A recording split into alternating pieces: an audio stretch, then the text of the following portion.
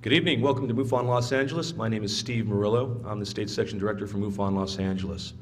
Tonight we have a great program. Stanton Friedman. He grew up in Linden, New Jersey. He got his Bachelor's of Science and Master's of Science in Physics from the University of Chicago.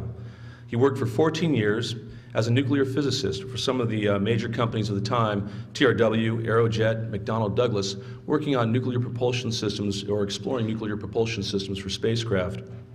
He became interested in UFOs in 1958, and since then has lectured in more than 600 colleges and universities, and he's published over 80 papers on UFOs and related subjects. But perhaps Stanton's most well-known as the original investigator of the Roswell incident. He co-authored the book Crash at Corona, the definitive work on the Roswell incident. When the History Channel needs an expert, a credible expert, you'll often see Stanton Friedman there being interviewed. In fact, the History Channel is here tonight. Tonight, Stanton's going to present a case that indeed some UFOs are in fact alien spacecraft, that the truth of aliens represents a cosmic Watergate, and that none of the arguments of negativists hold up under scrutiny. Tonight, Stanton's going to talk to us about the government and their UFO lies. Please welcome Stanton Friedman.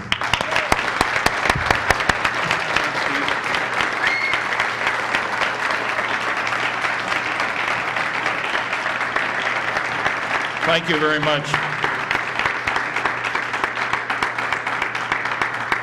I think you're clapping in honor of the great showing I had in the Peter Jennings special, right? My 20 seconds of infamy, I guess.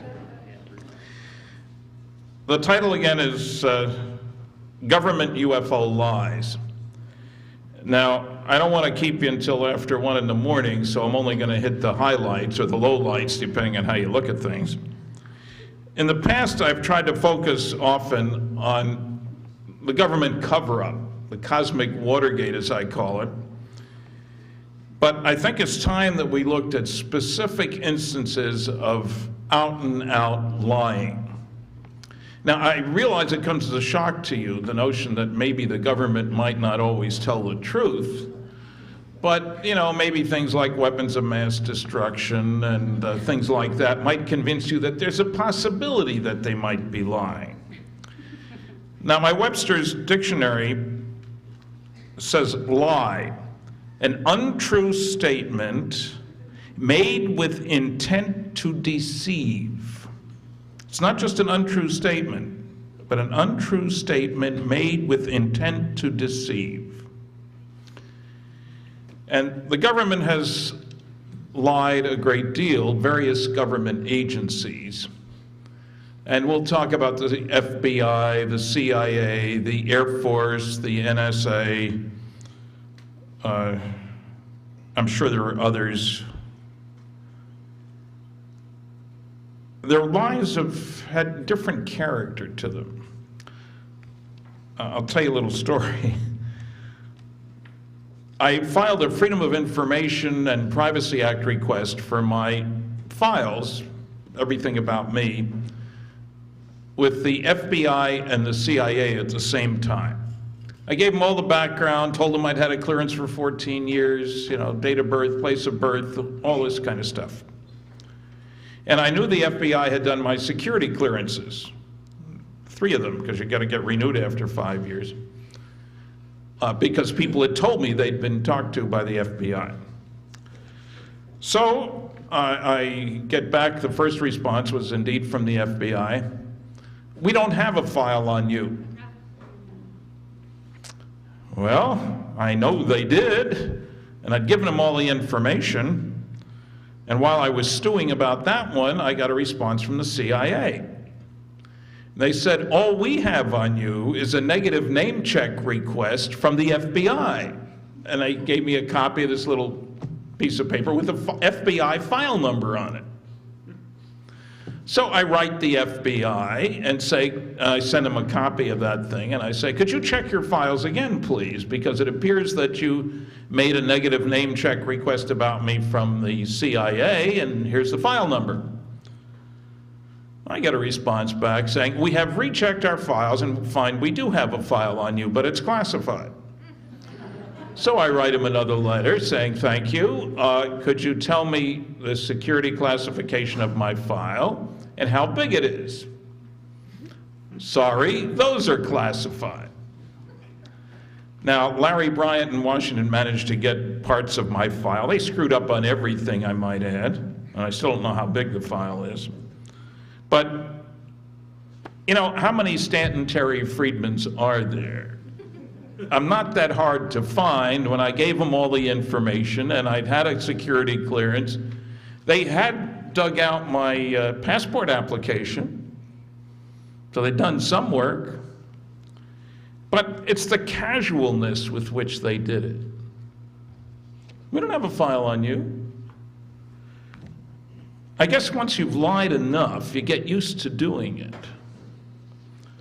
Now, this is going to be a sort of strange presentation for me because it doesn't go linearly in time or just one agency and then the other. I look at the visuals and decide what I'm going to say is what it boils down to.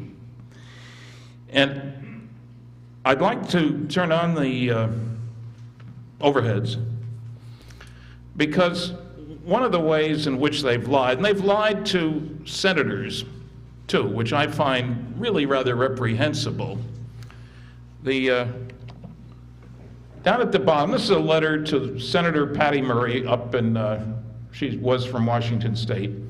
A constituent had asked her about Roswell, and so she dutifully filed a request, and this is a response from the Lieutenant Colonel Schubert of the Air Force Liaison Office. And a couple of things. The Air Force possesses no records regarding this incident, Roswell.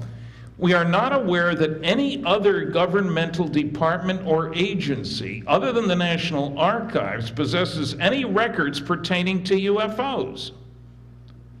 Now, isn't that strange? The FBI released 1,600 pages of material back in the 70s. The CIA, 900 pages of material. That's 2 government agencies. But apparently the Air Force didn't know about them. The left hand doesn't talk to the right hand. Let's look at the next one because it's got the Air Force conclusions. Examples of lying. As a result of these investigations, studies, and experience, the conclusions of Project Blue Book were: 1, no UFO reported, investigated, and evaluated by the Air Force has ever given any indication of threat to our national security. Now, you notice that that's very carefully worded. If it was reported or investigated or evaluated by somebody other than the Air Force, then it would still be a true statement, but totally meaningless. Maybe it was evaluated by MJ-12. And is that really the question, and are they telling the truth? The penguins in Antarctica aren't a threat to the security of the United States, last time I checked, but they're certainly real. Maybe they're just saying, hey, these aliens aren't bad guys. The second thing, and we'll show you that they are a threat to national security, there has been no evidence submitted to or discovered by the Air Force that sightings categorized as unidentified represent technological developments or principles beyond the range of present-day scientific knowledge. Now, what in the world does that mean? I worked on fusion propulsion systems for deep space travel more than 40 years ago. We haven't built any yet, but they're not beyond the range of our knowledge. And I love the last one. There's been no evidence indicating that sightings categorized as unidentified are extraterrestrial vehicles. What if they're characterized as interstellar alien craft? The statement's still true, but meaningless. It's double talk. But the problem goes deeper than that. No threat to the security of the United States. Isn't it interesting that General Carol Bolender in 1969, when asked to review Blue Book to see whether, per the Condon report, it should be canceled, and he had nothing to do with it. He worked on the lunar excursion module. We landed on the moon in July of '69. He was asked to look at Blue Book. He stated in a memo that he put out, which recommended that it be closed, he's talking about the consequences if we close. He says, moreover, reports of UFOs which could affect national security are made in accordance with JNAP 146 and Air Force Manual 55-11 and are not part of the Blue Book system. 2 paragraphs later, he's saying if we close Blue Book, the public won't have a place to report sightings. However, as previously noted, reports which could affect national security will continue to be handled using the regulations established for that purpose. Now, I managed to locate him many years later. This thing didn't show up for many years. And it was clear he understood exactly what I was getting at. Of course, the reports which could affect national security are handled by the people who worry about national security, and that wasn't Blue Book. I've had reports of UFOs going down the runway at a SAC base where nuclear weapons were stored. That should be relevant to national security. And lately, because of my involvement in the new book, which I sent a box of books and they didn't arrive, so you can't buy them here tonight. There are videos, but no books. The Braxton County Monster, cover-up of the Flatwoods Monster event, that was 1952, September 12th. It appeared that year, all kinds of interactions between UFOs and jet fighters. Now, if there was no national security aspect to this, why are jet fighters chasing UFOs?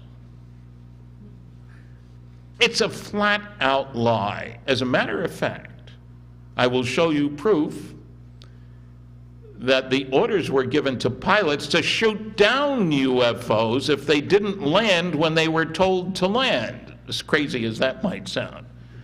Hey, you aliens, down, go down. I mean, but you'll see that in a minute. Let's look at the next one of those.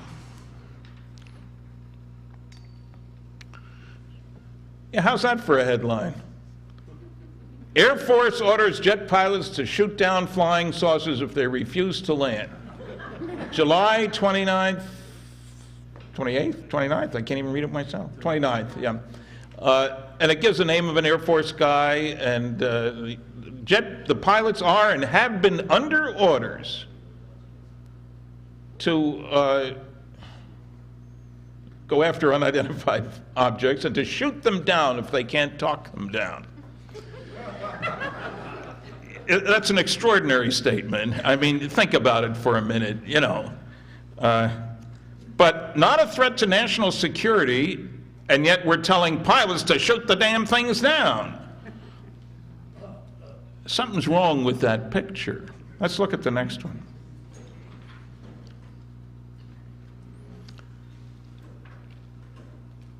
That's July 29th as well. Fall River, in one of the great newspapers, Fall River, Mass. Herald News.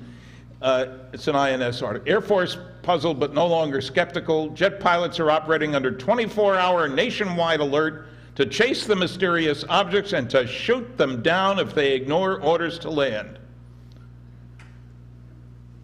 Not a threat to national security. Now, raise this up just a little bit. Now, they didn't send jets up once or twice, or 20 or 30 times. Major General Roger Ramey, involved with the Roswell incident too, Deputy Chief of the Air Force Staff for Operations, told the news conference that interceptor planes have raced aloft several hundred times as a result of reported sightings of unidentified objects. This was just standard procedure. They're not a threat to the security of the United States, but we waste our gasoline sending jets up. Something is wrong with that picture. They were lying. As a matter of fact, Frank Ficino, who wrote the Braxton County Monster book, for which I wrote the foreword and the epilogue, has been gathering a ton of data for 52. And there were what I would call dogfights between jets newly equipped with Mighty Mouse rockets, which were a lot more effective than guns. They never talked about the rockets in the newspaper articles. We didn't want the Russians to know that we had rockets on our jet interceptors. So that takes care of one of the myths. I mean, I know Peter Jennings has told you that Roswell was a myth. He said it 4 times. But this one's a real myth. Let's look at the next one. Now, there are a lot of lies about Roswell because it's gone on for so long, but one of the points I want to make to you is that the Air Force explanations are based on lying. And their mogul balloon explanation is based on really lying by changing the dates of everything. But if you will note the initial press coverage on, this is the Chicago Daily News, July 8th, 1947. Now, is it up there? No, I cut it off to enlarge it, but I've got a slide with it. But anyway, the important thing is they say picked up last week. Picked up last week from July 8th. When the Air Force came along 47 years later, admitting that they lied back then, and this time they did admit they lied. But it was in a good cause, because mogul balloon was super secret. We couldn't talk about that back then. Suddenly, they have it being observed in the middle of June, which is really crazy. See, they had a mogul balloon launch. They thought they could work into this. When they reprogrammed the rancher who'd found this stuff, he came in, and they get the dates intentionally. They lied about them. I was the first to talk to Major Jesse Marcel and a bunch of the other people involved here. The rancher came into town on Sunday, July 6th. He went to the sheriff's office. The sheriff called the base, talked to Major Marcel, who talked to his boss, Colonel Blanchard, went out with the rancher and with the counterintelligence corps guy, Sheridan W. Cabot. That's important. The government was very concerned about spies in New Mexico. Understandably, 2 of the 3 nuclear weapons labs in the United States were in New Mexico. First nuclear weapon was exploded over at White Sands Missile Range. As we were testing all the captured German V-2 rockets, biggest employer in the state was Kirtland Air Force Base, and Roswell was the home of the most elite military group in the entire world, the 509th. And Jesse Marcel was the intelligence officer for the 509th. Now, when Peter Jennings talked about this, he said he was an intelligence officer. He didn't bother to mention that it was for the most elite military group in the world. The counterintelligence corps guy lied much more recently when he rewrote history. But the point is, they went out on Sunday the 8th, stayed overnight in their sleeping bags, came back on Monday, had the base meeting on Tuesday the 8th. That's when the story went out. That's when the stuff was carried to Fort Worth, Texas. And then they went out and picked up the rancher, brought him back into town, and gave him a new story. Suddenly, it's mid-June. Now, he'd been in the area where he found this stuff the week before, worrying about water for it was a sheep ranch. And his major concern initially about the wreckage that he found, covered an area 3/4 of a mile long, a few hundred feet wide, is that the sheep wouldn't cross the debris field. Who's going to clean up this mess? And also he was worried, sheep will eat almost anything. And one of the reasons he'd picked up a couple of balloons, and he knew what a weather balloon looked like because he'd been paid when he brought them into town, was he didn't want the sheep eating the darn things. Yes, he knew what a weather balloon looked like. But we have to forget his coming into town. Peter Jennings' version is, according to Dr. Goldberg, a historian. I have a paper over there critiquing the Roswell critics, and I go into detail on Dr. Goldberg's criticisms. But he has the rancher, the major going out to the ranch, picking up the stuff and coming into town. as if he'd had a phone call from the rancher. But the rancher didn't have a phone. He didn't have an electricity. He didn't get a newspaper. He didn't hear the radio stories about UFOs, or flying saucers as they were called then. They followed the rancher back, Jesse Marcel and Captain Cabot at the time, because there was no other way to find out how to get there. The last 10 miles are cross country. And yet Sheridan Cabot, when he gave his final statement, he says, I never met the rancher. The only way they could get out there was to follow him out in 2 separate vehicles. And he said, well, it was obviously a balloon. I recognized it right away. Covered an area 20 feet square. Now, Mogul balloon, contrary to what you may have thought, was not a big, huge polyethylene balloon. They used the term 600 feet. It was standard, normal, conventional neoprene balloons at 20-foot intervals that covered about 600 feet. And the kicker is that those neoprene balloons, if left out in the desert for a couple of weeks, turned to dust. So he had to lie about the date, lie about what was observed, and even the newspaper account, when the rancher was reprogrammed, says that the stuff covered an area 200 yards in diameter.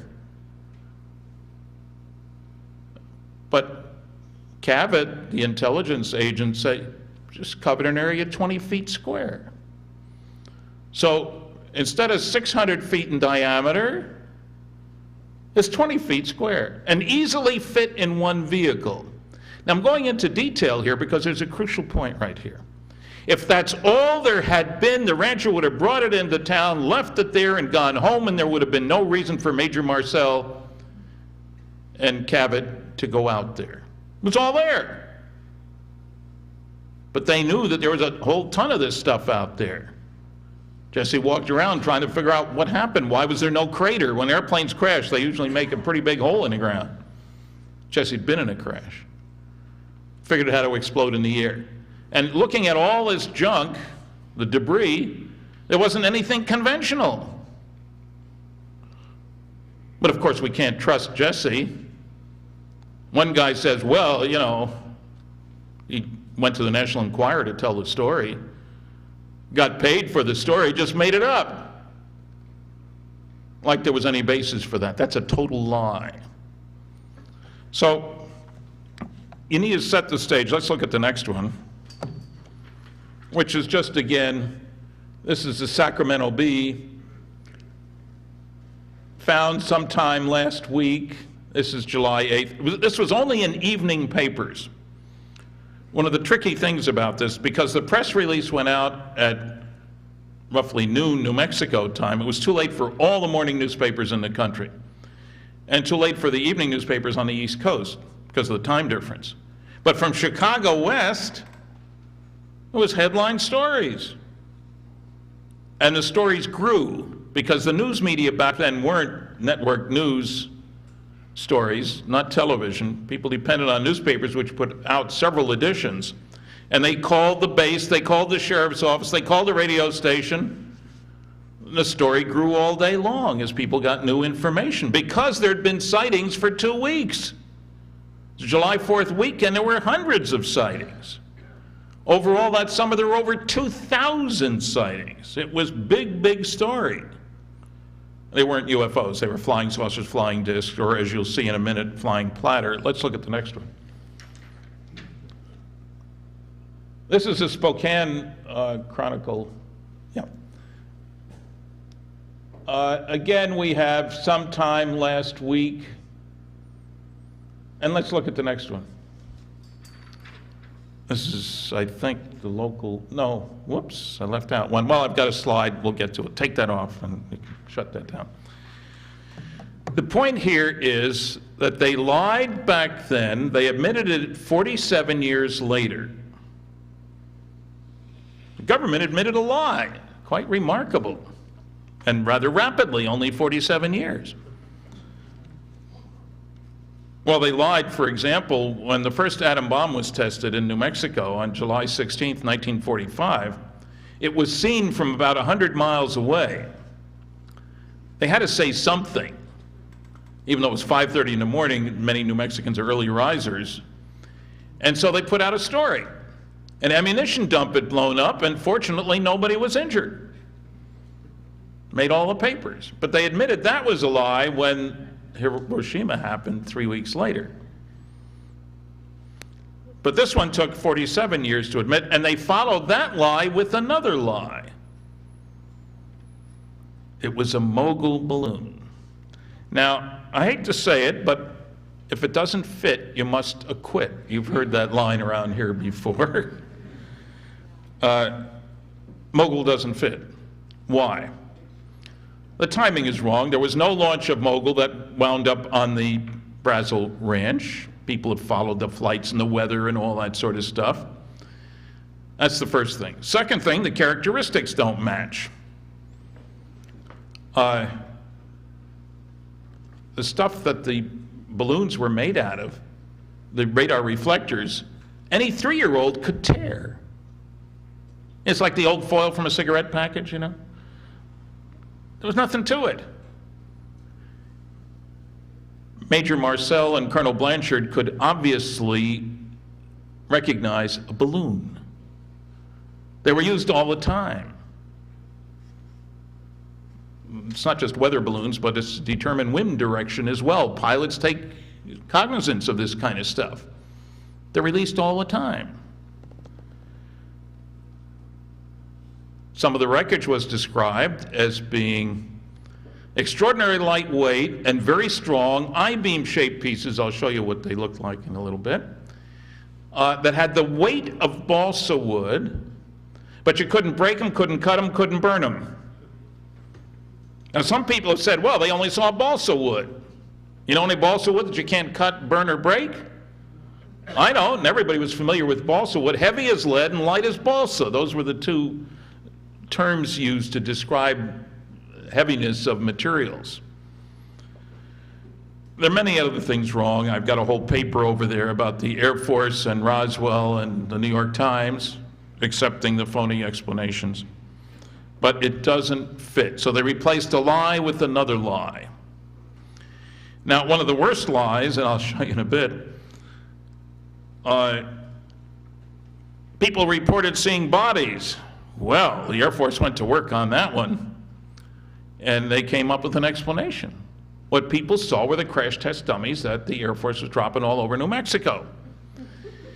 And at first you say, well, gee, that's an interesting thought. And then you say, well, when did they drop those dummies? From 1953 on. So we have time travel for crash test dummies. We also have morphing, because I talked to the man in charge of the project, and I'll show you his picture in a minute, and he said, Stan, it couldn't have been our dummies, because for the test to be meaningful, the dummies had to be the height and weight of pilots. They were all 6 feet tall and 175 pounds. There's no way to get that down to a little guy this big. That's why I say morphing, you see. So lie after lie. Now they went a step farther, and I'll show you his picture. A great pilot, and he is a great pilot, Joe Kinginger. I'm leaving out a syllable there someplace, but anyway. He was a redhead. And he came forward to the Air Force. He said, you know, there were these stories about a red-headed officer and a black sergeant. Well, forget the black sergeant, he never talked about that again, but I was that red-haired officer. Now, I was the guy who'd heard those stories about at the base hospital and out in the plains of San Augustine. And he says there was an accident. He was crazy enough to jump out of a balloon at over 100,000 feet, incidentally.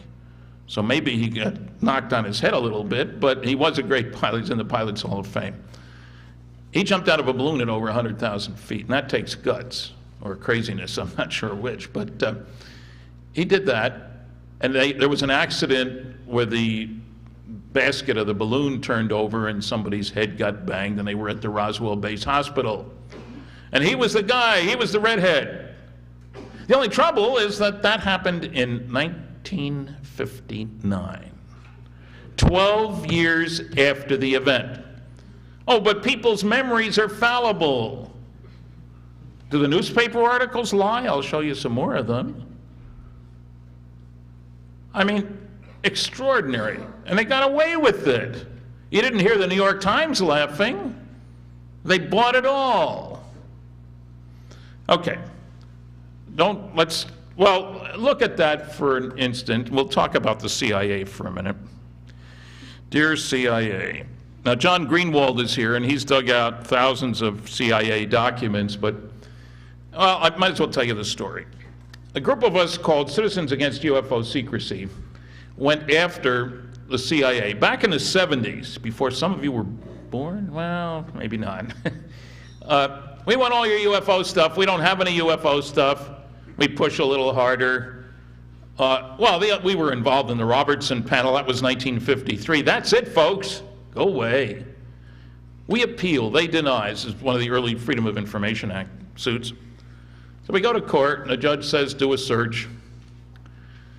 And they came back sort of to beat the idea of really having to dig into it. They said, oh, you know what? We looked a little harder, and we'd forgotten. Here's 900 pages of UFO documentation. None of it above secret. And there should certainly have been some top secret material. That's the first tip-off. Second was, they gave us a list of 57 documents about UFOs from other organizations which they couldn't release. Now that's proper. You can't release somebody else's classified document without their approval. 18 of those were from the super secret NSA. Some were from the State Department. Some were for the Department DIA, Defense Intelligence Agency. And there were several more. Everybody and his brother was collecting UFO stuff that we didn't know they were doing. We went after the NSA. You get a list by date. So you have no idea what's there. It's just a UFO document in the CIA files. So we asked the NSA, we want these 18 UFO documents. And the NSA, which means never says anything or no such agency, those are the inside jokes, says, sorry, sources and methods, we are prohibited by law from releasing this material. We appeal, they deny. We go to court. Judge Giselle, Oliver North's judge, tells them to do a search. They come back in a couple of weeks. How many UFO documents did you find, gentlemen? We knew about 18. So we wouldn't have been surprised if they said 25, 239, Your Honor. But 79 are from other agencies. We can't release those. That leaves 160. And amongst the 79 were 23 from the CIA, which supposedly had previously done a court-ordered search for all their UFO materials. Well, okay, we said to the NSA, we'll take the 160 documents, 239 minus 79. And they said, you can't have anything. National security, sources and methods information, we can't give those out. But this time they saw we were serious, and the judge was serious. They gave him a 21-page legal-size affidavit justifying not releasing they cut it down from 160 to 156 UFO documents. He got to see it in chambers with a special clearance. Our lawyer didn't get to see it at all. That's American justice at its finest. He didn't get to see any of the documents, just this affidavit. He was so impressed with that he said, the public interest in disclosure is far outweighed by the potential danger to the security of the United States should that information be released. National security and flying saucers. But the Air Force says they're not a threat to the security of the United States. We went to the Court of Appeals. I was there for the oral hearings. They agreed with the lower court after seeing the same darn affidavit. We tried to go to the Supreme Court. They wouldn't hear the case. So we tried a legal ploy. I don't know if there are any lawyers here, but you'll understand it. We asked that they submit the documents to the judge so that he could determine whether they were really invoking national security. And you heard the comments that he made.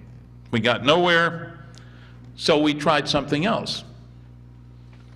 we filed a Freedom of Information Act request for the document, for the affidavit. And we got it, and it was 80% blacked out, and some of you have probably seen me on television just turning the pages of these blacked out documents, 80% blacked out, many pages all blacked out. And people say, why don't you scrape off the black? Well, they Xerox it first, of course. There's nothing under there.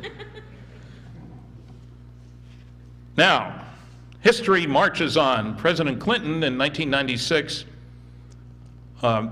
signed a new executive order. We're going to get to that one. You're probably wondering, what's that one doing up there? But making it tougher to keep old classified documents still classified, more than 25 years old. So the NSA decided they're going to release a lot more stuff. Their affidavit was now only 20% blacked out, and they released all 156 UFO documents.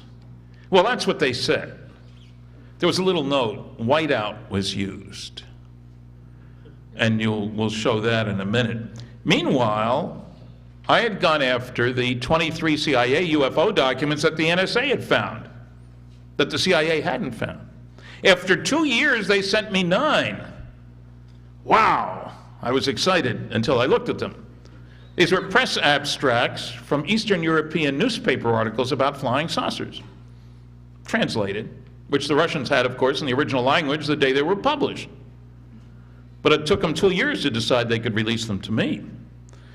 You can appeal for their own 14 documents. If you have any questions, call this number and ask for Chris. Honest to God, no last name. So I called the number and talked to the guy, and he said, well, you're not going to appeal, are you? I said, of course I am. Well, why? Do you expect to get anything? I said, no, but Phil Klass would say that I was too lazy to appeal if I didn't appeal. So I appealed, and 3 years after that, I finally got 4 of them. 4 exciting UFO documents from the CIA. And I learned that some of these documents have the words title, doc reference, info location, info date, USSR, and some numbers on them. That's it. A released CIA UFO document. And incidentally, I went back to them more than 10 years later, well, not 10 years later, 6 years later, and they didn't add one word to what wasn't crossed out, blacked out here. Let's look at the next one. Yeah, that's one of the NSA documents. You can read about 2 lines a page. None of this is all background junk. And it's top secret code word Umbra. I've been to 20 archives over the years. Somebody'd pay me, I'd spend my life in them, I guess. But and you never see code word documents. The Kennedy Library, last time I asked them, had 10 drawers full of this stuff. That raises another point, incidentally. You will get some government people lying and saying there is no cover-up, and other people will tell me very strongly, look, Stan, all that stuff from back then is declassified. There's a rule, they have to declassify stuff after 25 years. Or 30 years, or 35 years, something like that, but it's all out in the open now, right? Wrong. The Eisenhower Library, he went out of office in January 1961. A year and a few months ago I was there and asked, how many classified documents do you still have around here? About 300,000. The Truman Library has under its control 45,000 classified documents. And he went out of office in 1953, more than 50 years ago. So the notion that it all comes out in the open is baloney. Reading 156 pages like this goes very quickly. Do we have any more of those? Oh yes, this is one of the CIA UFO documents. They couldn't find 8 words to declassify. On this one it says, deny in toto. I mean, they're playing games. They're joking. a whole page. Can't find 8 words. Let's turn that one off. Let's turn the projector on.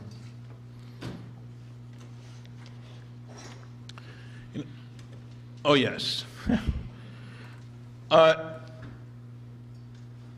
I, for years, have touted the data in Project Blue Book Special Report 14, the largest study ever done for the United States government, unclassified, covering 3,200 sightings, done back in 1955 by the Battelle Memorial Institute under contract to the Foreign Technology Division of the Air Force, except their name isn't on the report. I have copies available, except they're sold out, but there's an order blank over there. If you really want 240 charts, tables, graphs, and maps of UFO data, it's there. Now, this is one of the things that turned me on. I found a copy of this study up at Berkeley, at the University of California, Berkeley Library, after I'd read 15 books, some of which were absolute garbage about UFOs.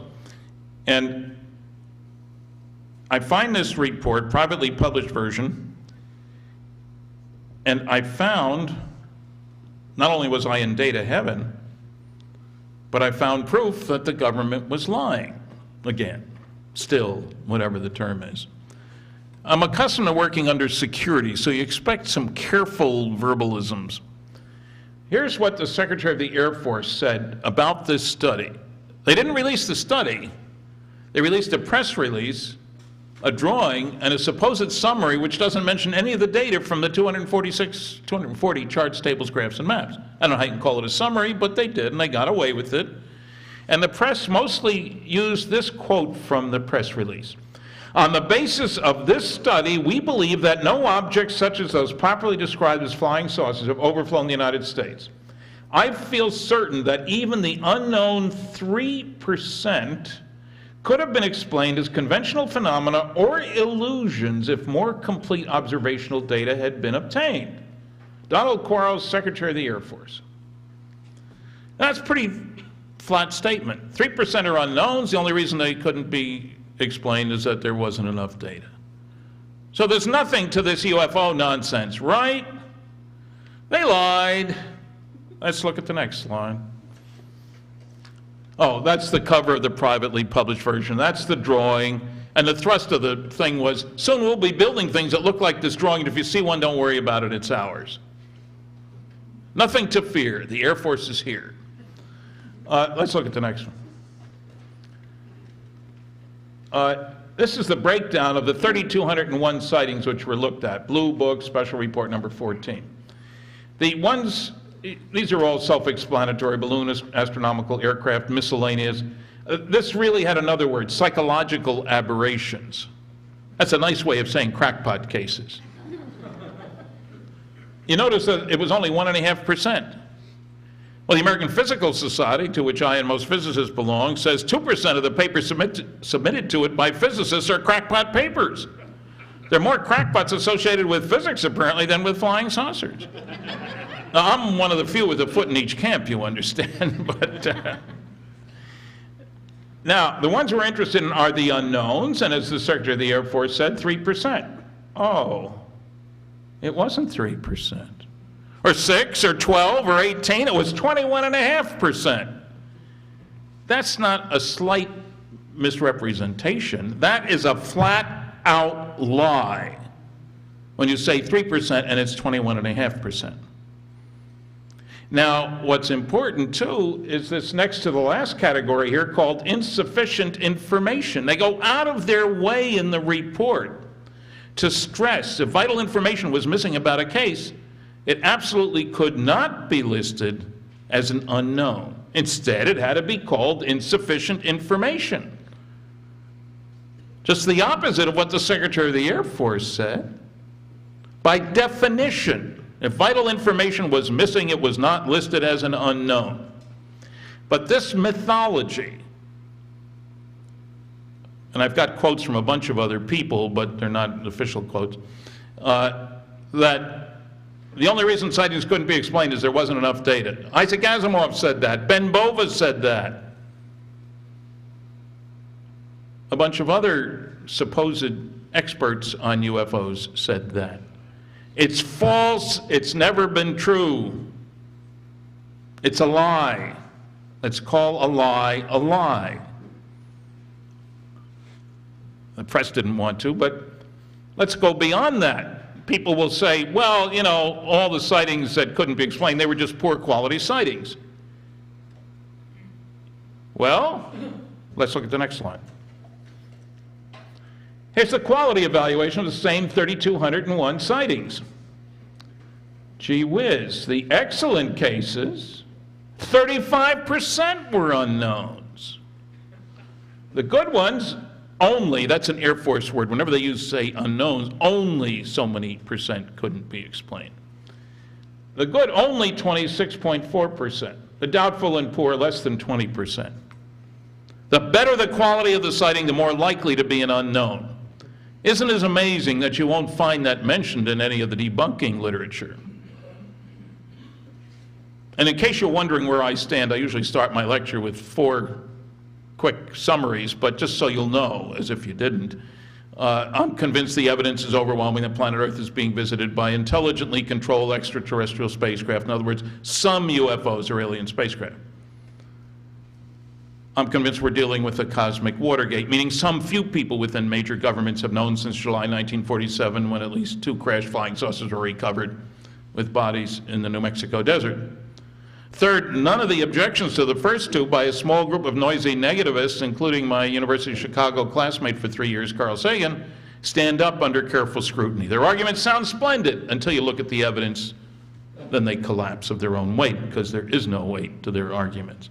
And finally, 4, because I'm such a shy, retiring kind of guy, we're dealing with the biggest story of the millennium. Visits to planet Earth by alien spacecraft, successful cover-up of the best data, bodies and wreckage, for 57 years. You'll notice I'm not an apologist ufologist. I don't go down that road. Now, lots of other data in the report. They did a cross-comparison between unknowns and knowns. 6 different observable characteristics, apparent color, size, speed, that sort of thing. They found the probability that the unknowns were just misknowns was less than 1%. Less than 1%. And yet you will get nasty, noisy negativists saying there's no difference between the unknowns and the knowns. The fact of the matter is there's no comparison. The 2 groups don't match. Let's get our facts straight. Let's not be lied to. Incidentally, duration of observation was greater for the unknowns than the knowns. Now, there's nothing surprising about any of this. It's exactly what you'd expect if the unknowns were really something different. The better the quality, the more likely to be unidentifiable, or it wouldn't have been reported in the first place. You can understand why 13 anti-UFO books don't even mention Blue Book Special Report 14, even though all of the authors, I know from interaction with them, were well aware of it. 4 major rules for debunkers. This applies, anything you want to debunk, here are the rules. What the public doesn't know, I'm not going to tell them. Don't bother me with the facts, my mind's made up. If you can't attack the data, attack the people, it's easier. And do your research by proclamation. Investigation's too darn much trouble and not worth the effort anyway. Because if you got a PhD after your name, which of course means piled higher and deeper, you can get away with making proclamations about anything. Somebody has to say that these guys are a little bit off, to say that's a nice thing to say by comparison to what I should be saying, I suppose.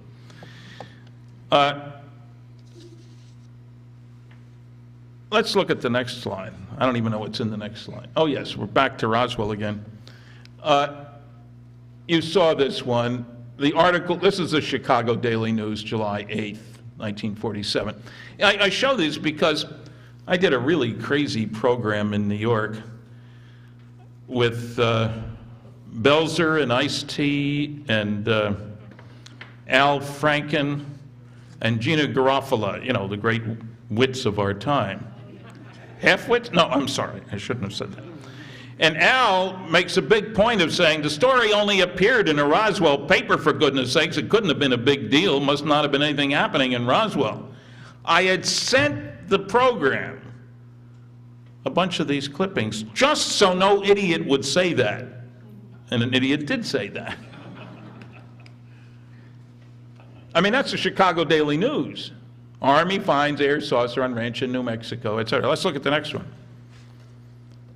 Here's the Spokane Chronicle. You saw part of that. That's a pretty good size headline. And that's a little larger than Roswell, too. Let's look at the next one of my favorites. There are a lot more. This is the Los Angeles Herald-Express. I'm sure none of you remember the article, but Army finds flying saucer. Now, we already got the cover story. General believes it is radar weather gadget. Air Force says platter picked up on ranch. And the article actually goes down the whole rest of the page here. That's a little larger than the Roswell Daily News. Now, a lot of people look at the New York Times for that date because all the libraries seem to have it and say, well, there's nothing in the New York Times about it. Of course there wasn't. The story came out too late in the day. But they made up for lost time. When the Mogul explanation came out, they ran a 60-column inch article. Sunday New York Times, upper left-hand corner, best position you can get in any newspaper in the country, really, because the papers are so heavy, they stack them up like this. That was the first thing you saw. Most of the article was inside. They didn't talk to anybody concerned with the Roswell incident. Talked to all kinds of people concerned with mogul balloons, about which nobody should care a darn. It was mentioned in the first book on Roswell, mogul balloons. If it doesn't fit, you must acquit. It was interesting, they used the traditional terms, UFO buffs, other less pleasant terms. They mentioned several books. They didn't mention mine and Don Berliner's, the only one by a scientist about Roswell. I wonder why they didn't do that. Maybe they time traveled to Peter Jennings to find out how to cover these sort of things, I guess. Let's look at the next one. Now, up on the top, you remember the Air Force decided, after being pushed by Congressman Schiff, that they better do a preemptive strike. He was looking for information about Roswell and all the government, the GAO, General Accounting Office, was looking for the information. So the Air Force made a preemptive strike. They put out this huge, truly monstrous report about the size of the LA phone book. And in it, we have a lie, not surprising, I suppose, from Colonel Weaver. His specialty was disinformation, I've been told by somebody who took a course under him. In 1978, an article appeared in a tabloid newspaper, the National Enquirer, spelt wrong, in which reported the former intelligence officer, Marcel, claimed that he had recovered UFO debris near Roswell in 1947. Also in 1978, a UFO researcher, Stanton Friedman, met with Marcel and began investigating the claim that the material Marcel handled was from a crashed UFO. Now, we've just tabloidized the story. Where do UFO researchers get their leads? From the National Enquirer. Obviously, Marcel must have gone to the Enquirer. And some other idiot said, obviously, they pay for their stories. Now, what are the facts of the matter?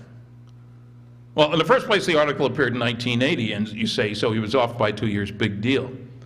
That's not the problem.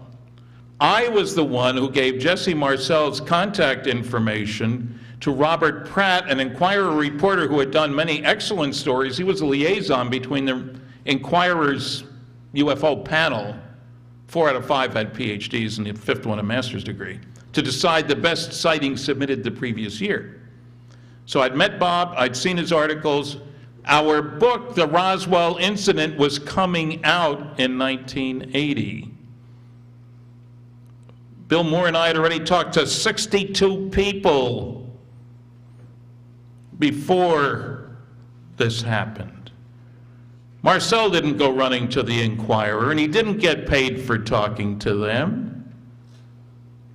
And I don't get my leads from the Enquirer, and just like Peter Jennings, there was no point in mentioning that I was a scientist. And what really made me mad on that program, not only how I was treated, but they had a clip of Jesse Marcel Jr. They left out a couple of significant facts. One, he's a medical doctor, a specialist. Two, he's a colonel in the reserve. 32 years. He was served in Vietnam. And you know where he is now? Base Anaconda in Iraq. At age 67, he was called back in and went cheerfully. Now, you'd think that some of that, 2 out of 3 maybe, would have had some impact on whether you wanted to believe him or not, instead of just saying, well, he's a loyal son, telling you what his father told him or something like that. A medical doctor, a colonel in the reserve, 32 years service in the military total, and he's in Iraq. Now, to me, I've been in his home, and I've been in Jesse Sr.'s home. I think I'm the only one who's been in both, other than family. And I'm very impressed with both those people. And to me, that was a slap in the face.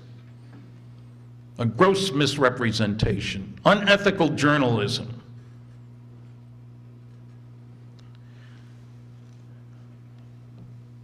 Oh, there's, yeah, there was a great line too.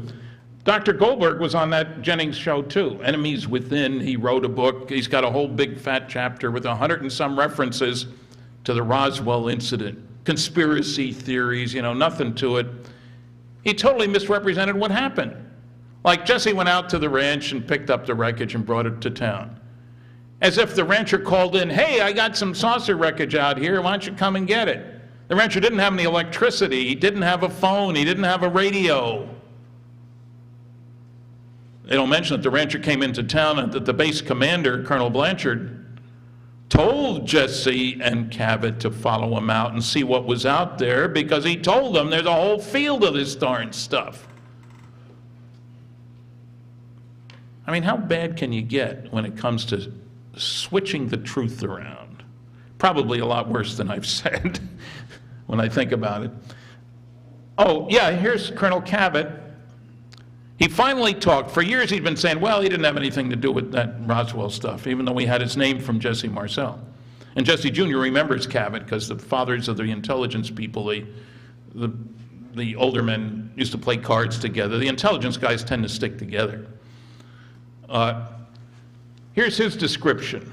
The area of this debris was very small, about 20 feet square, and the material was spread on the ground, but there was no gouge or crater or other obvious sign of impact. I remember recognizing this material as being consistent with the weather balloon, a weather balloon. We gathered up some of this material which would easily fit into one vehicle. Flat out lie. I mean, I guess he was given the impression they wanted him to say it was a balloon, but they forgot to tell him, hey, it was a mogul balloon, and there's 20 balloons, and string, and sonobuoys. Incidentally, the program stressed same security level as the atom bomb project. That's nonsense. If you mean it was top secret, maybe. It was the purpose that was classified. None of the technology was classified. Proof of that is that they made several flights of mogul balloons, which they let fall into the desert. If it had been that classified, where was the chase team? Where were the guys on the ground ready to recover? They were darn old weather balloons. Well, some people would say that rancher obviously wouldn't have recognized a weather balloon. Really? He'd recovered two, he'd been paid for them. And let's look at the next slide, which I think is the harassed, yeah. This was in the next day's paper, Roswell paper, on the front page. And buried in here, he'd gone back to home on Sunday, the 6th. This is the paper of the 9th. They'd gone out, gotten him, brought him back to town, reprogrammed him with a new story. And in there it says the 200 yards is in here someplace, the diameter of the debris field. Now, what is interesting, Colonel Weaver quotes from this, but he leaves out the last little paragraph. 2 paragraphs. Brazel said that he had previously found 2 weather observation balloons on the ranch, but that what he found this time did not in any way resemble either of these. Quote, I'm sure what I found was not any weather observation balloon, he said. But if I find anything else besides a bomb, they're going to have a hard time getting me to say anything about it. I'm sure what I found was not any weather observation balloon. Well, that was left out of the quotation given by Colonel Weaver. Let's look at the next slide. Yeah. Now, I know you can't read this, but it's in the big report. It's not in the big Air Force report. It's in my report. This is a memo from the FBI. You remember the guys who don't lie? As a matter of fact, I have a quote here from J. Edgar Hoover himself in the 60s. The investigation of unidentified flying object is not and never has been a matter within the investigative jurisdiction of the FBI. But when Bruce Maccabee filed a Freedom of Information Act request, he got 1,600 pages of FBI material on UFO sightings. This was a memo from the special agent in charge, Dallas, to Cincinnati, right next to Wright Field. And the guy's talking about this Roswell incident. A major advised that the object found resembles a high-altitude weather balloon with a radar reflector. And then there's this interesting clause. But that telephonic conversation between their office and Wright Field had not borne out this belief. Well, when Colonel Weaver quoted this, he left out that restrictive clause, leaving the exact opposite impression of what was said in the memo. And big fat report, but he couldn't bother to include the original of this. So you, the reader, had no way of knowing that he had lied again. I don't like people lying, especially when we're paying their salaries. But that applies to a lot of people in Washington, doesn't it? Anyway, let's look at the next one.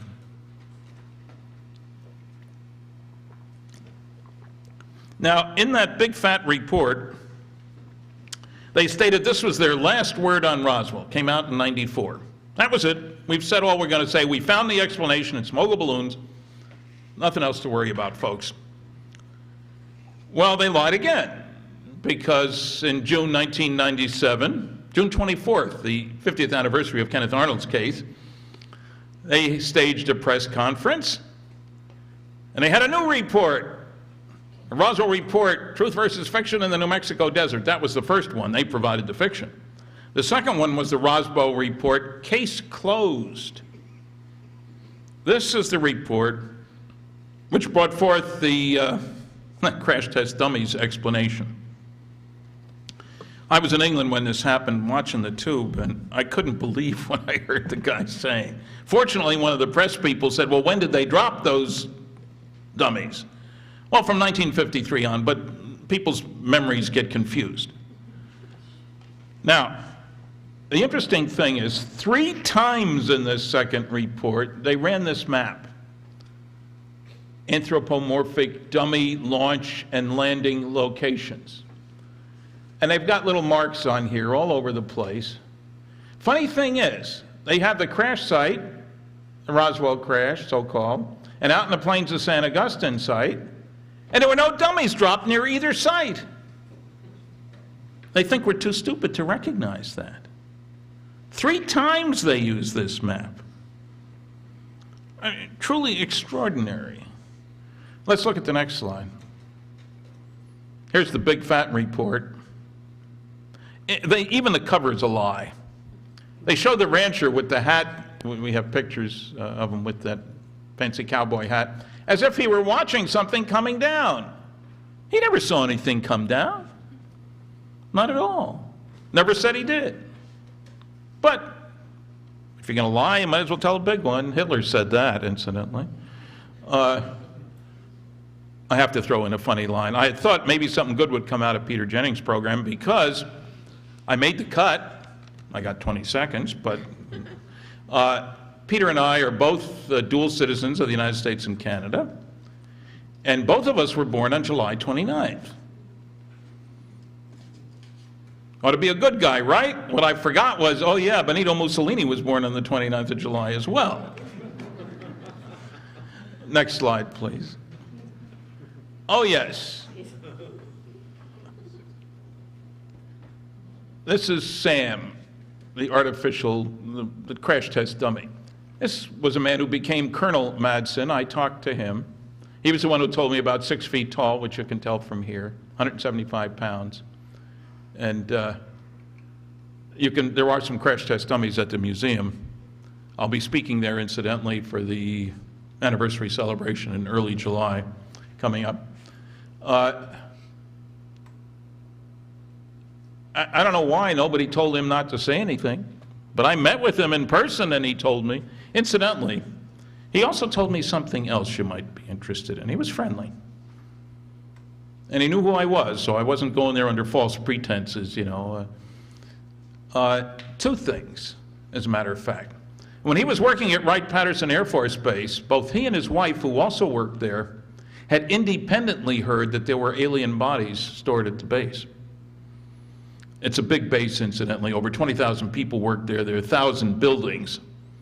Don't get any ideas. You're going to go up to the gate and dash in and find the bodies. I had a guy who was going to do that. He was going to charge through the gate, and I told him he was not a good idea. Not a good idea at all. But he also told me something else. When he was doing some work on the U-2, when it was a very highly classified system, he was getting a bad rating from his boss because his boss didn't know what he was doing. He had to get the guy he was really working for on this U-2 stuff to put in a good word for him. That's the way security works. Need to know. Most of us don't. And don't ask me, what did they find when they analyzed the Roswell wreckage? I don't have a need to know. I don't get classified reports from the government with the latest UFO scoop. Never did, as a matter of fact. Even when I had a clearance, I certainly didn't have a need to know. Even when I was back there at Wright Field, which I visited a number of times. Had to be escorted, even though I had a clearance. Next slide. Oh, there's Joe Kittinger, yeah. The redhead, back in '59. I mean, how they could get a guy like that to stand up, he's in the Pilots Hall of Fame, and pronounce that he was the redhead, and get away with it. I guess that's how they did it. When he couldn't have been, because it was only off by 12 years.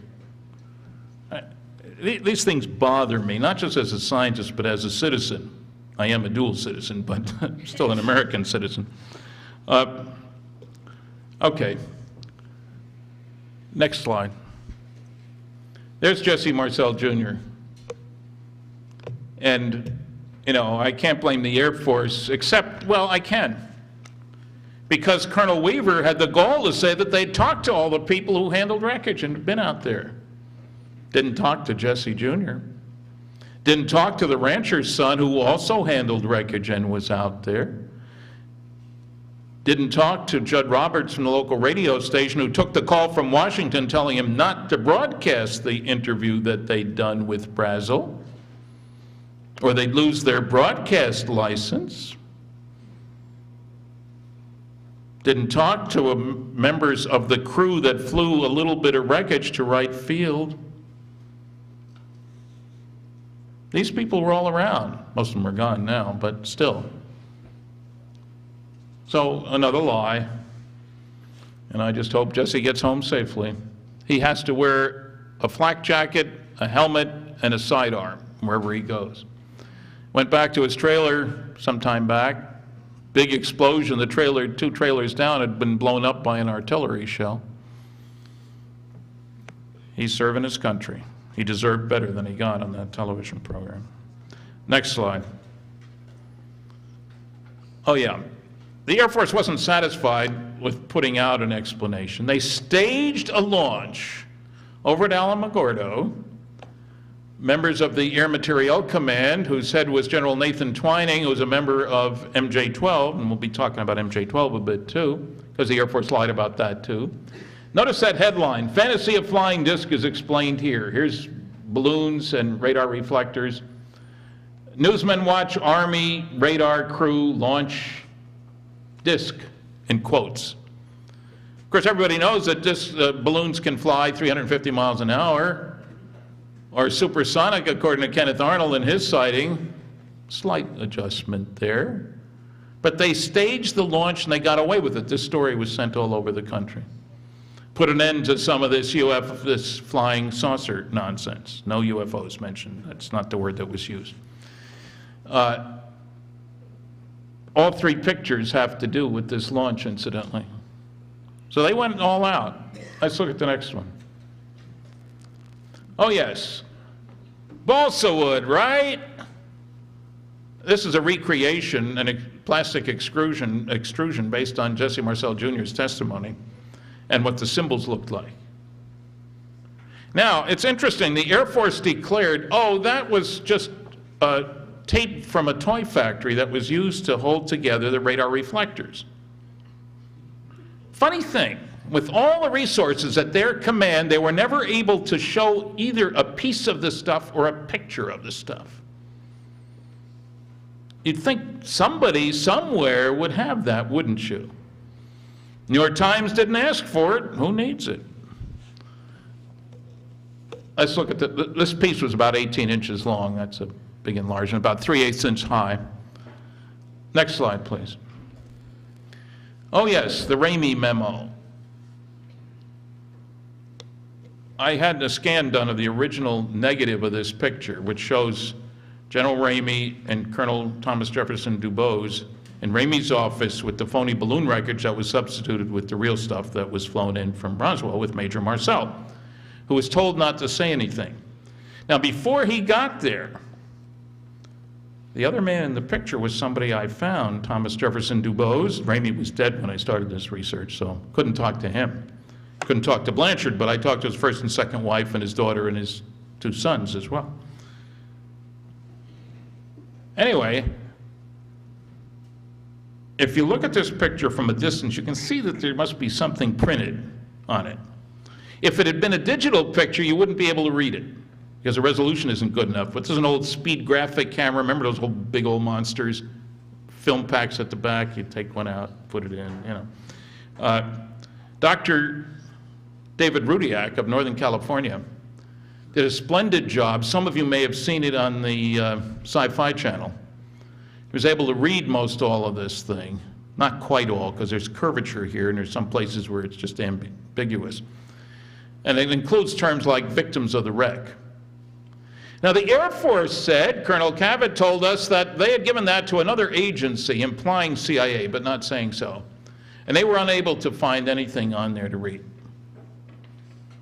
And you're telling me their equipment isn't as good as ours?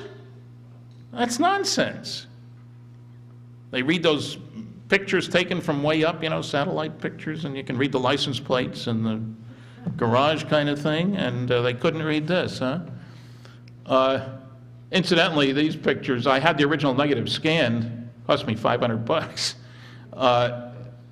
When I had original prints made from this back in '79, the negatives hadn't been scratched like this. And I've got a CD-ROM someplace with 10 different scans.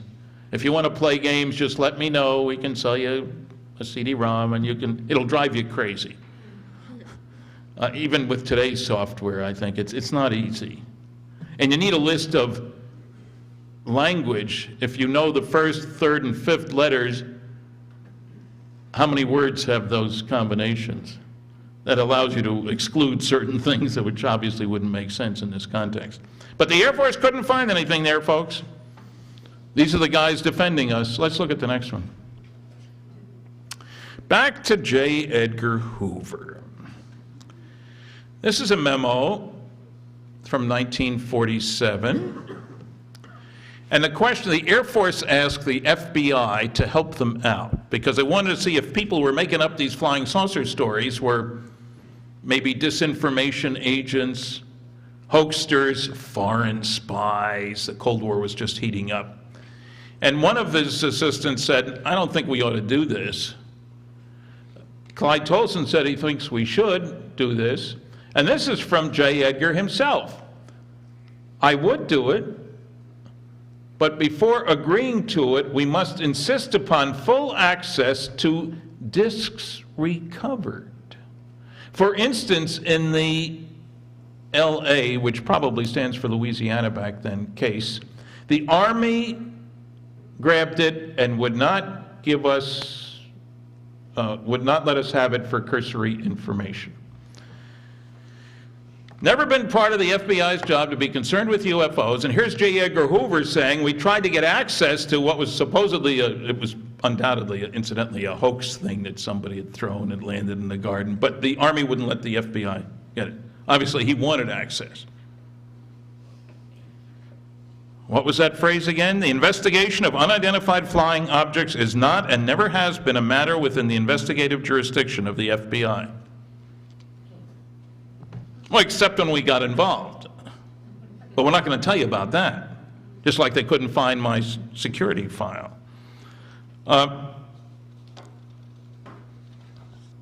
What, is there another one there? I can't remember what the last, oh, it's probably the Condon report. Yeah, let's show it. Might as well get it out of the way. Oh, okay, we'll show them all. Oh, there's a mogul balloon combination. Very exciting. Incidentally, most of the programs on television will show you this huge neoprene balloon. It was not used for mogul before this date.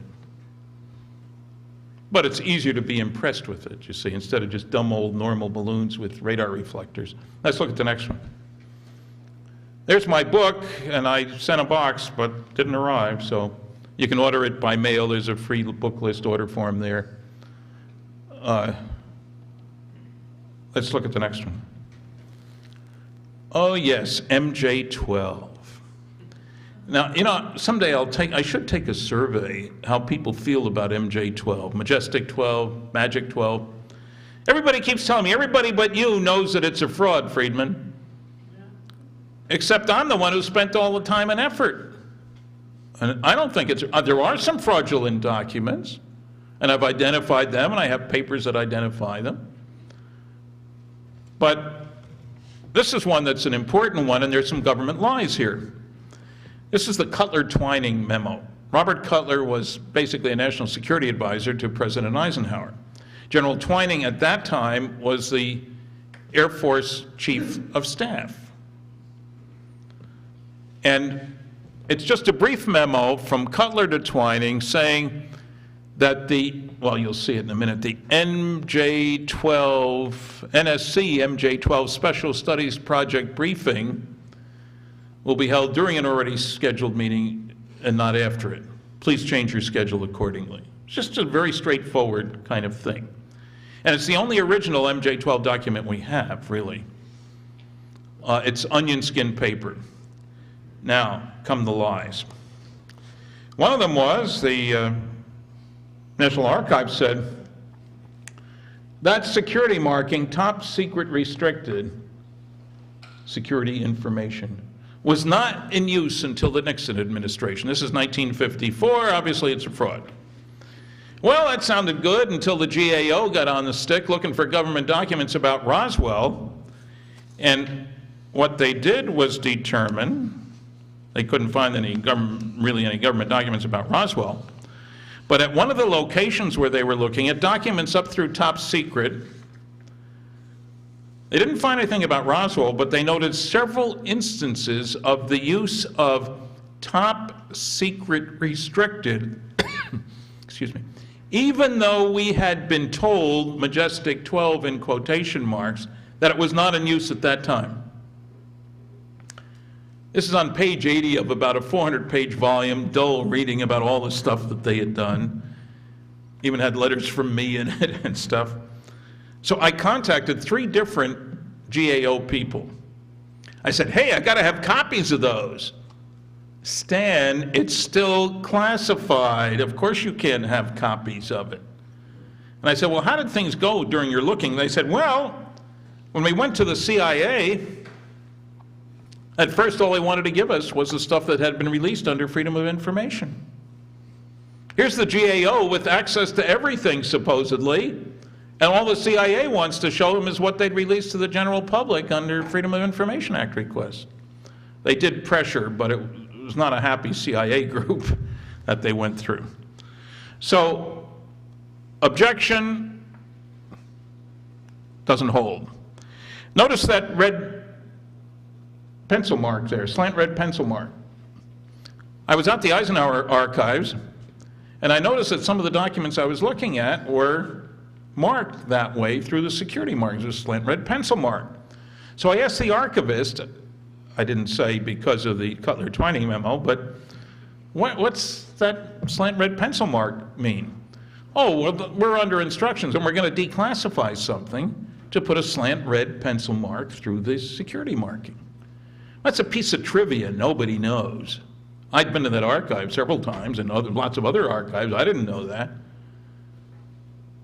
That tends toward genuineness. Now, comes to the paper.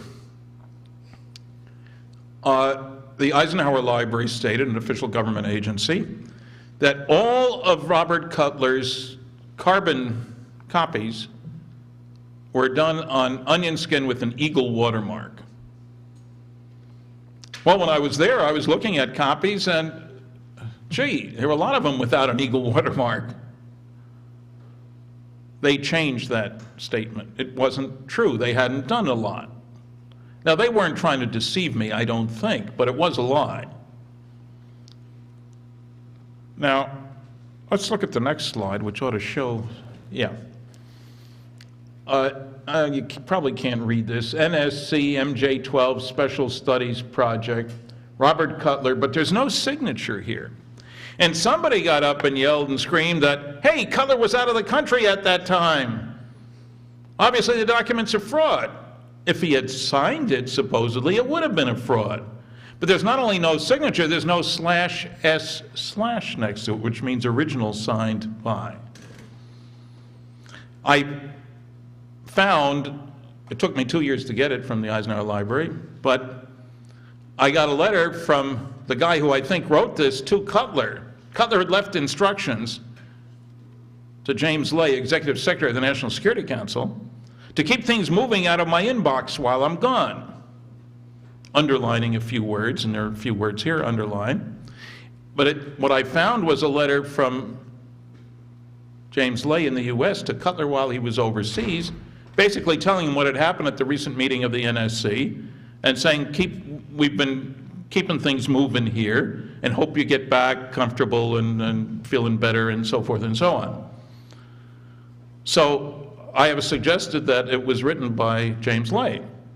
I found somebody who worked for Truman the entire time he was in the White House and asked him about that. He said, well, Cutler and Lay sat right next to each other at meetings of the National Security Council. They each got copies of the other stuff. I said, well, could he have done such a thing in Cutler's name? Of course. It's just a, slight time change of a meeting. Well, the government chimed in and said, hey, but wait a minute, there is no record of an NSC meeting that day. It doesn't say NSC meeting, it says an already scheduled White House meeting. There were meetings of lots of other groups besides the NSC. So we're getting rid of the objections pretty quick. The typeface, I got to tell you this wasn't the government, although some people say that Phil Klass does work for the government, and that's in my gray basket still. Phil challenged me on the typeface here, as a real expert on government documents, according to Carl Sagan. Phil pointed out that this was the large pica type, which of course I knew already, but the NSC White House used small elite type. Perhaps you hadn't noticed that. Nasty little dig. I challenge you to find any other memos, letters, etc. from the NSC done in the same size and style pica type. And to encourage you to respond more quickly for a paper I'm planning on writing, I will offer you $100 each, up to a maximum of 10, unfortunately. And he never did write the paper because I was going to the Eisenhower Library. I brought back 14 documents done in the same size and style type, gave him an invoice, and he paid me my $1,000. Got madder than heck when I published it in my final report on Operation Majestic 12. But, think about this for a minute. At that time, the Eisenhower Library had 300,000 pages, 250,000 pages of just National Security Council material. He had 9 memos. He'd never been to the library. And he was going to generalize from 9 done in elite type to 250,000, which must have all been typed on the same typewriter, of course. I mean, that's typical of the intellectual bankruptcy of the pseudoscience of anti-ufology. It's absurd. I mean, if you had 99 out of 100 documents and they're all typed with the same typewriter, then probably the missing 100th one was too, because it doesn't seem there's any evidence for any other typewriters in the office. There were at least 3 typewriters in the office. This is before computers, incidentally. So you never know. There's a watermark which you can't see here. You've got to hold it up.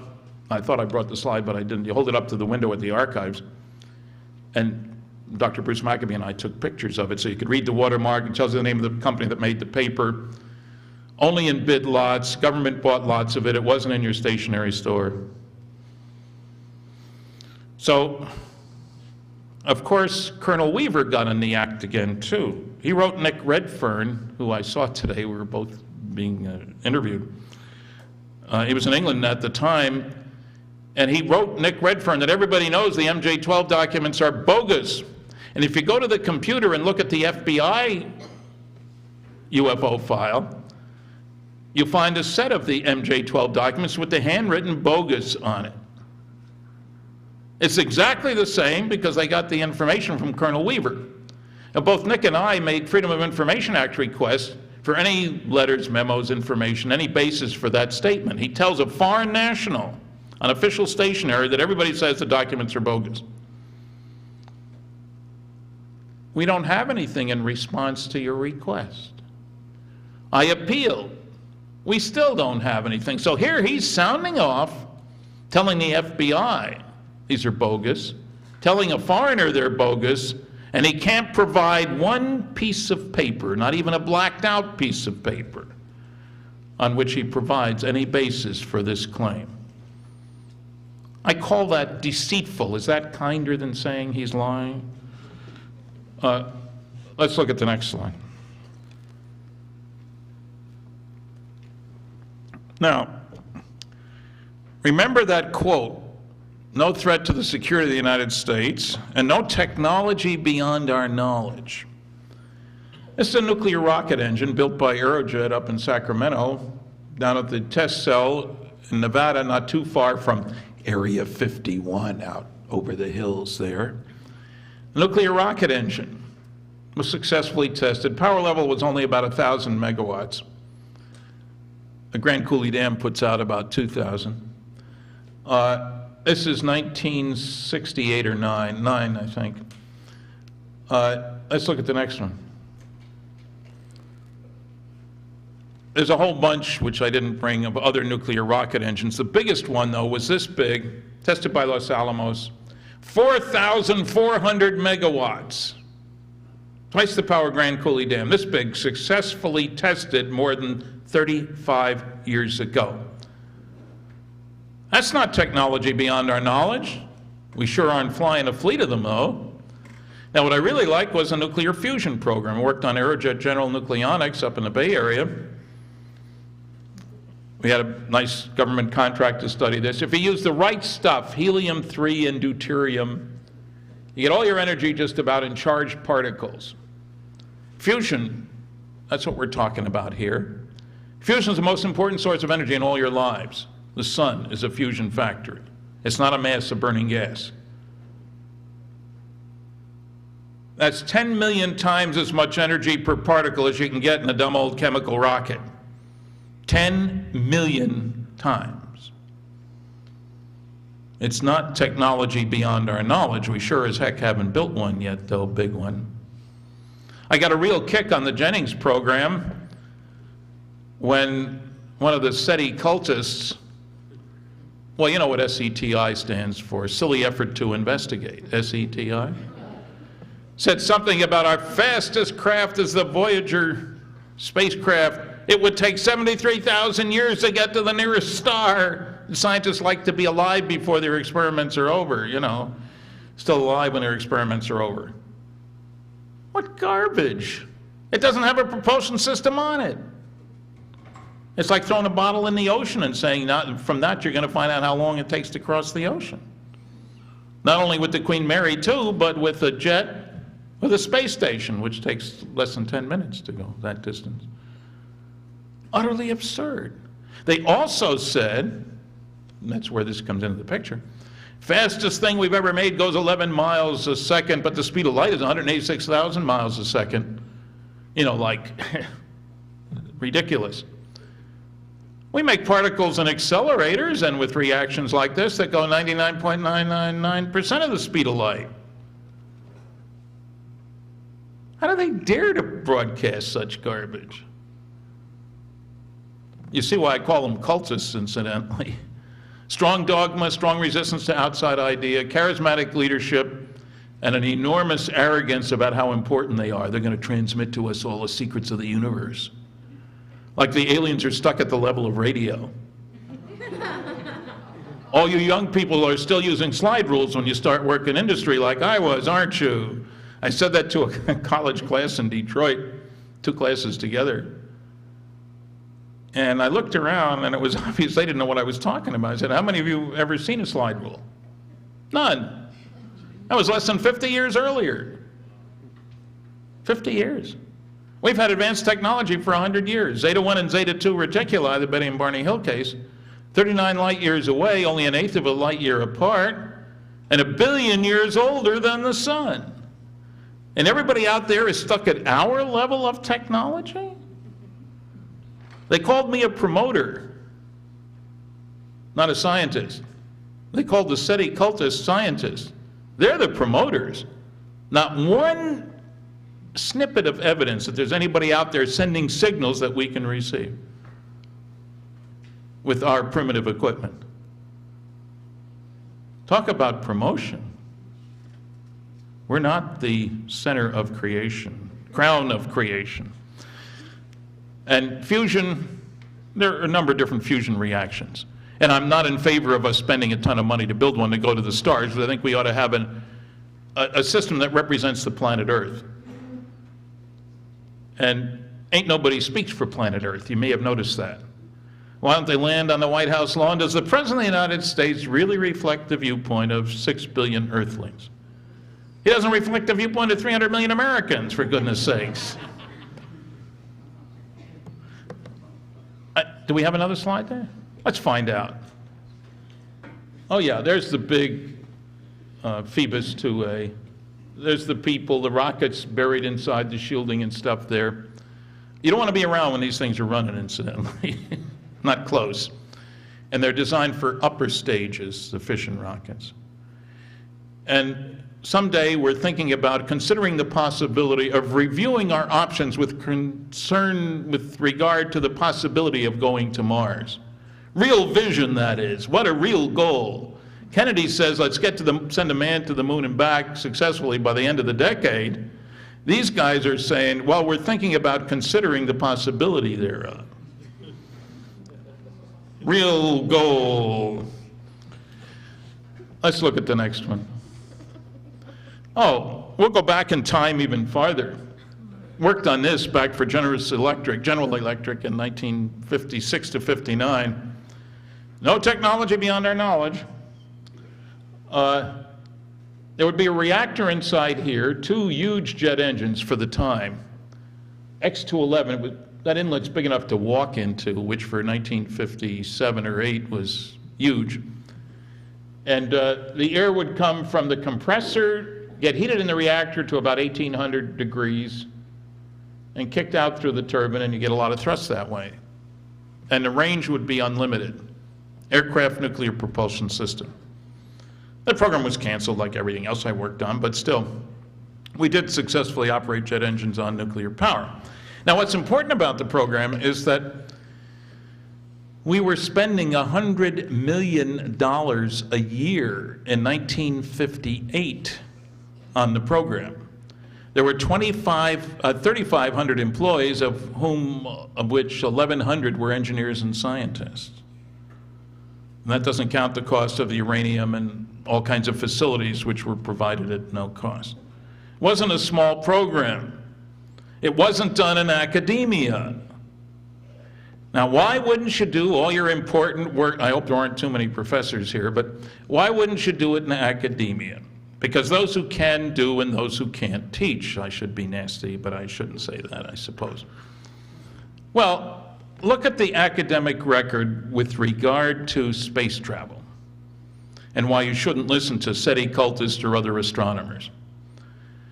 Dr. Simon Newcomb, 1903, October, published an important scientific paper in which he showed that the only way man would ever fly would be with the help of a balloon, 2 months before the Wright brothers' first flight. When he was informed of that, well, maybe a pilot, but he'll certainly never carry any passengers. 20 years later, Dr. Bickerton proved that it would be impossible to give anything sufficient energy to put it into orbit around the Earth. My favorite, though, because I'm a dual citizen, was a Canadian astronomer, Dr. Campbell, 1941. Sick and tired of all that stupid science fiction stuff about going to the moon, he would show that that was nonsense. So he did a long paper, lots of equations. His objective was to determine the required launch weight of a rocket able to get a man to the moon and back. Well, that's a legitimate question. How big has it got to be? Pages of equations. Bottom line, it would have to weigh 1,000,000 tons.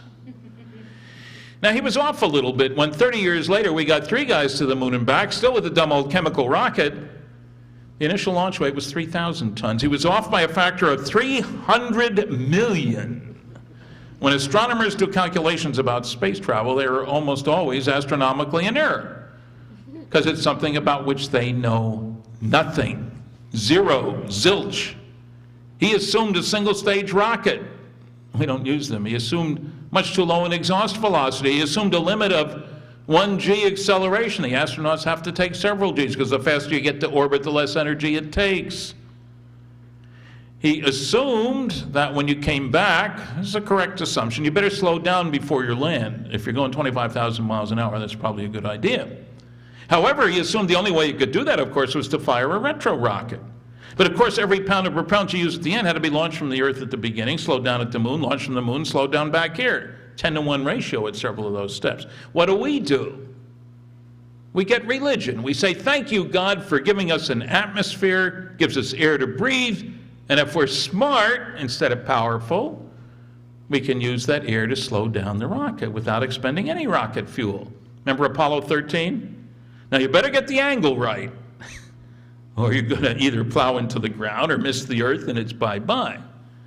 He also assumed, stupidly, that we had to provide all the energy. The rocket has to provide all the energy. Well, that's why we fire to the east from near the equator. The Earth's rotating at 1,000 miles an hour. That's a freebie. That's why we timed the launch in such a way that the moon will come by and pull us in. Free. And the moon's pretty reliable in its orbit. All our deep space probes, you know, the Cassini spacecraft that's out there at Saturn right now, finding all kinds of strange things. We sent that from the Earth past Venus, which is closer to the sun, to get a free gravitational kick at no cost to us, back past the Earth. Remember, people were shrieking, oh, it's got plutonium on board, oh my God. Plutonium is not, this particular plutonium, you can't make bombs out of it and so on. Send it past the Earth, then send it past Jupiter for a free kick. Being smart is more important than being powerful. Unfortunately, the astronomers seem to be neither. Well, you know, somebody has to hold this up and say, hey, you know, the emperor doesn't have any clothes, folks. That was a great system. The program was canceled, but what the heck. Let's look at the next one, if there is another one. Oh, that's another Phoebus one. Okay, go on. These are all on railroad cars. Oh, yeah. There's the Pioneer spacecraft. I worked on that a long time ago, 35 years ago. And it's very much like the Voyager that I mentioned before. No propulsion system on it. It's got these radioisotope thermoelectric generators. You don't need to add any fuel. They'll work for thousands of years. As a matter of fact, they're still working. We've turned off the system that picks up the signals, but you can still, with a really good radio telescope antenna, you can pick up the signals. It's great to take advantage of Mother Nature. That sounds sexist somehow. Forget that. But it's nice to be able to be smart enough to figure out how to take advantage of the energy that's there that you don't need to put into the system. You make the devices, but Mother Nature does the rest for you, and that's kind of neat. Okay, another one? Oh yeah, that's another one of the NSA UFO documents. Very informative. And would you believe, this is something I don't understand. After these came out, a number of people in ufology contacted me to tell me, Stan, say you were wrong. There's no cover-up. They released all those sightings. I said, can you read beneath the white? Well, no, but they're released. I say, if you can't read what's there, what good is it? One more? Oh yeah, that was when the 80% blacked out one. Many of the pages are like this. And when I called to get the new set of documents, the gal was reading an article by Phil Klass in which she said that you really ought to release more because Friedman keeps showing those documents on television. He doesn't tell people about sources and methods. Now, can anybody rational believe that, and those other documents, that 98% is sources and methods and 1 or 2% is UFO stuff, but it's filed under UFO? Makes no sense at all. Let's look at the next one. That's another one of those CIA documents. And finally, the Condon report. 965 pages, bought at a cost of $539,000. And if you read the press coverage, I mean, one of the local newspapers here said, now the UFO nuts can join the Flat Earth Society and let the rest of us do something useful because Dr. Condon showed there was nothing to UFOs. There are a lot of articles like that. That was one of my least favorite ones. But is it true? As a matter of fact, no. The American Institute of Aeronautics and Astronautics set up a UFO subcommittee. They wouldn't let me on the committee because I was biased because I'd reached a conclusion after 11 years of study and investigation. One would think I was pretty stupid if I didn't. Anyway, this unbiased committee, people from government, from industry, from universities, they spent 2 years looking at UFO data, including the Condon report, and they very quietly published their findings.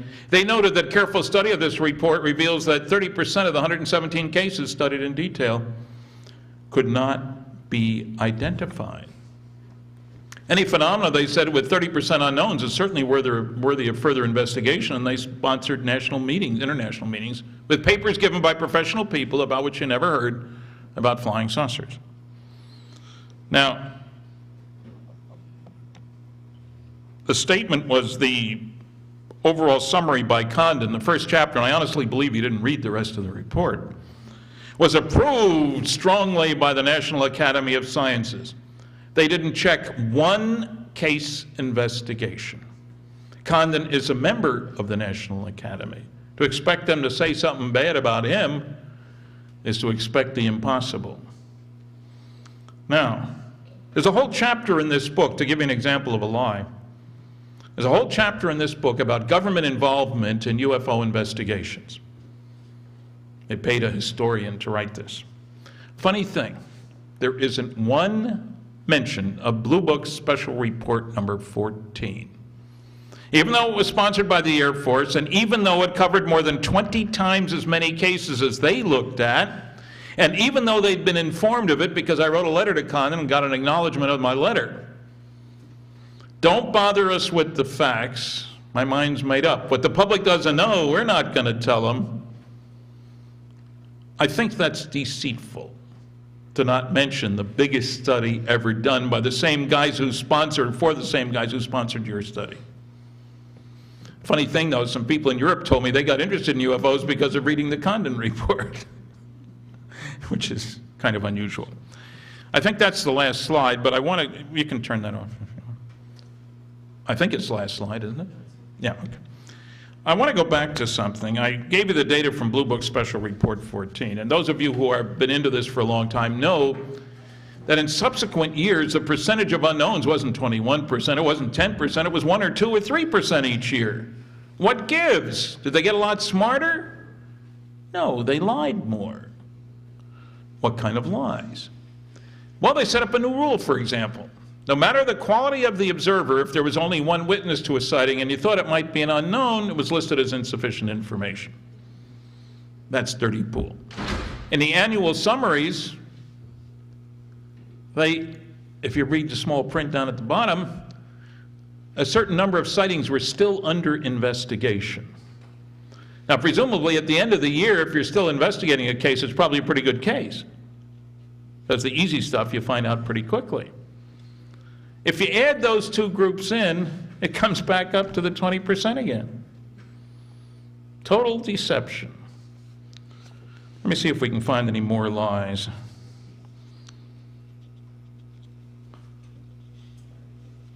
Oh, this is a trickier one.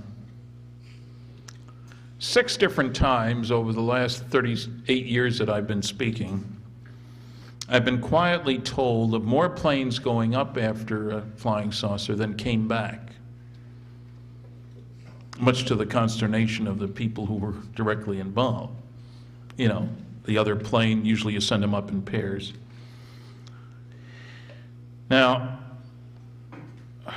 from looking at what was happening in 1952, I think this happened quite a bit. And those of you who say, well, wait a minute now, you're telling us that a UFO destroyed an airplane and we don't know about it? Yeah, I'm telling you that. As a good example, 166 American crew members died or disappeared in reconnaissance planes that were shot down near the Soviet Union, China, or Korea, North Korea, back in the 50s and 60s. There wasn't one word in print about that. The families were lied to. They got medals in 2001, 40 years afterward.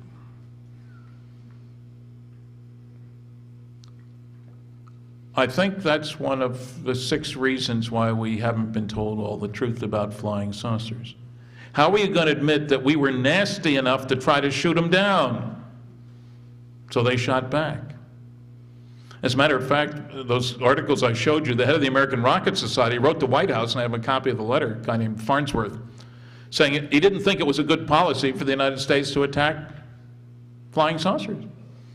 They might shoot back. And I think they did. So that's a very sad part of this story. In the Braxton County Monster book, Frank Ficino has a case where he couldn't even find death records and where he got letters from the Air Defense Command lying, changing their story, couldn't account for an airplane. Went down off Florida. Never found a pilot, never found the wreckage, not listed in the death statistics in Florida. He found the brother of one of the crew members, and they'd never been told anything useful. So, to bring you right up to date, John Greenwald, are you still here? I think he was going to go early. Yeah, I know he had things to do. You know, John has done a tremendous job in putting together the Black Vault website with hundreds of thousands of documents. And he managed to get the pilot's manual for the F-18 and the stealth fighter, the 17 and whatever. And in there are directions for what you should do if you happen to observe an unidentified surface ship, an unidentified submarine, an unidentified airplane, or an unidentified flying object. You make a service report, communication instructions for reporting vital intelligence sightings. At the very same time, and the manual is dated 2003, he has letters from the Air Force saying, we are not concerned at all with UFOs anymore. We're not concerned, but we have the pilots of our best airplanes. We've given them instructions as to what to do if they see one. Now, of course, they probably call them uncorrelated targets. Interstellar aircraft, how's that? That's not a UFO. But that's typical of the kind of deception. So, let me see what else nasty I can find.